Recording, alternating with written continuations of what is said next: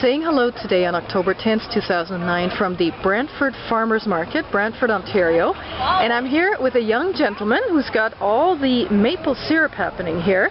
What's your name, please? Ed Hunter. Ed Hunter. And do you work on a farm, or Yes, what kind of business do you run? I grew up on a dairy farm with a sugar bush that came from my grandfather. So we've been making syrup for close to 90 years. Wow. I also work for Royal Botanical Gardens in Burlington. I noticed the logo here. So we're trying different things, and we've been making syrup for quite a few years, as I said. And, we have 1,800 trees that we tap. Wow. We switched from pails to tubing 7 years ago. We're on a program with the government called GMPs. It's a good management practice. So it's a controlled environment, and we're trying to make the best product we can for the public and keep the price the fairest. Very interesting. So this is pure maple syrup? Yes, it is. And you have different varieties? Because I see different bottles here. Yes. Your first runs of the season, when the sap starts flowing up the tree, which is stored in the roots for the winter, there's more inverted sugars that's released into the sap. So the early ones are sweeter? Yes. The early varieties? Yes. It has a higher sugar content, more inverted sugar, so it makes a lighter grade and a sweeter flavor. So that would be this variety here? Yes. Okay. There is a grade that is lighter than this. I don't have it here today. You start out with an extra light, to a light, to a medium, to an amber, to a dark. Dark is your last run. Okay. And when would that be roughly? What time of year? Once you start hitting double-digit days in the springtime, towards the start of April in this area. Okay. Different areas have different heat ratings, so in this area of April, the second week in April, we're pretty much finished. Once the buds on the And when does it start?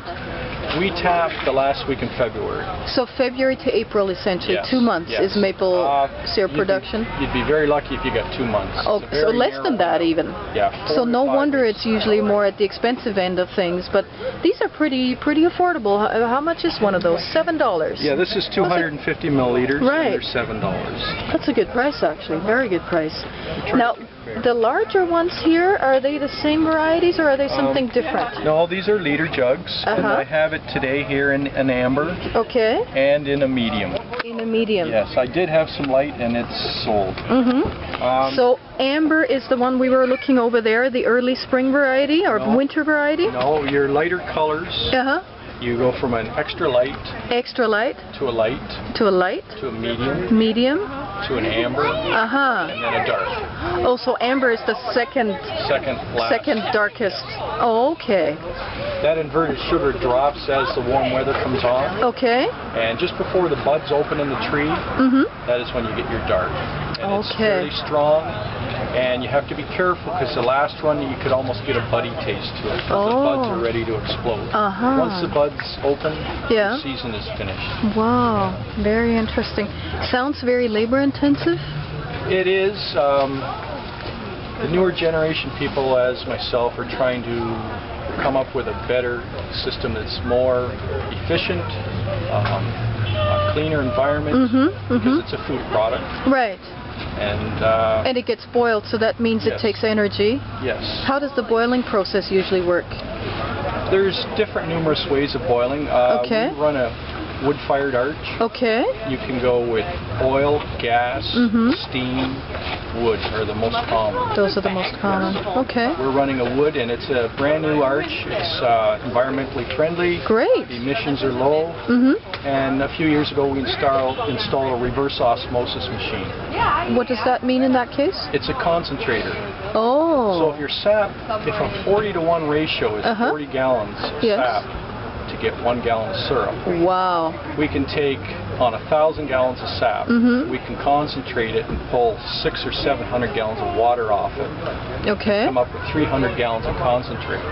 So there's less boiling time. And less energy wasted. That's great. So you've got a whole environmentally friendly operation going on with your maple syrup production. Yes. Great. We run a tubing system. We backwash and clean the system regularly, so we don't have any bacteria growth in it. We're not using any chemicals in the system at all. Everything's just air and water. Great. Which people appreciate things. Exactly.